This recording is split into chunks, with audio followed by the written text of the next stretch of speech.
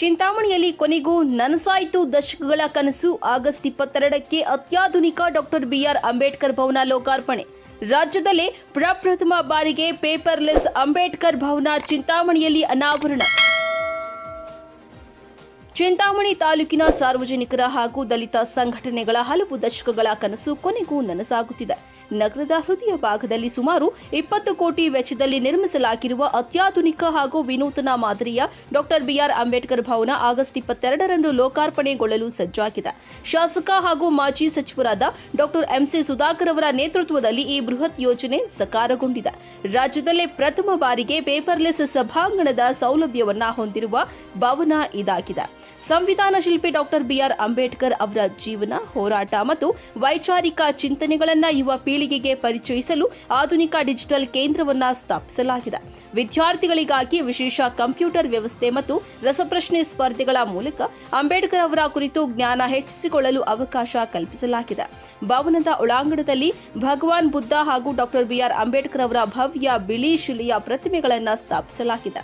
ವಿಶಾಲವಾದ dining hall, ಆಧುನಿಕ LED ಪರದೆಗಳು, ಗ್ರಂಥಾಲಯ ಹಾಗೂ ಸಾರ್ವಜನಿಕ ವಾಹನಗಳಿಗೆ ಸುಸಜ್ಜಿತ ಪಾರ್ಕಿಂಗ್ ವ್ಯವಸ್ಥೆಯನ್ನ ಮಾಡಲಾಗಿದೆ. ಉದ್ಘಾಟನಾ ಕಾರ್ಯಕ್ರಮದಲ್ಲಿ ರಾಜ್ಯದ ಉಪಮುಖ್ಯಮಂತ್ರಿಗಳು ಹಾಗೂ ಸಚಿವರಾದ ಬೈರತಿ ಸುರೇಶ್, ಈಶ್ವರ್ ಖಂಡ್ರೆ, ಕೆಎಚ್ ಮುನಿಯಪ್ಪ ಸೇರಿದಂತೆ ಹಲವಾರು ಪ್ರಮುಖ ಗಣ್ಯರು ಭಾಗವಹಿಸಲಿದ್ದಾರೆ. ತಾಲೂಕು ಆಡಳಿತ ಹಾಗೂ ತಹಸೀಲ್ದಾರ್ ಸುದರ್ಶನ್ ಯಾದವ್ ಅವರ ನೇತೃತ್ವದಲ್ಲಿ ಕಾರ್ಯಕ್ರಮದ ಯಶಸ್ವಿಗೆ ಸಕಲ ಸಿದ್ಧತೆಗಳನ್ನು ಮಾಡಿಕೊಳ್ಳಲಾಗಿದೆ. ಸಾರ್ವಜನಿಕರು ಹಾಗೂ ಶೈಕ್ಷಣಿಕ ಕ್ಷೇತ್ರಕ್ಕೆ ಮಾದರಿಯಾಗಲಿರುವ ಈ ಭವನವು ಕೇವಲ ಸಮಾರಂಭಗಳಿಗೆ ಮಾತ್ರ ಸೀಮಿತವಾಗದೆ ವೈಚಾರಿಕ ಹಾಗೂ ಶೈಕ್ಷಣಿಕ ಕೇಂದ್ರವಾಗಿ ಹೊರಹೊಮ್ಮಲಿದೆ ಎಂದು ಸ್ಥಳೀಯ ನಾಯಕರು ಹರ್ಷವನ್ನ ವ್ಯಕ್ತಪಡಿಸಿದ್ದಾರೆ.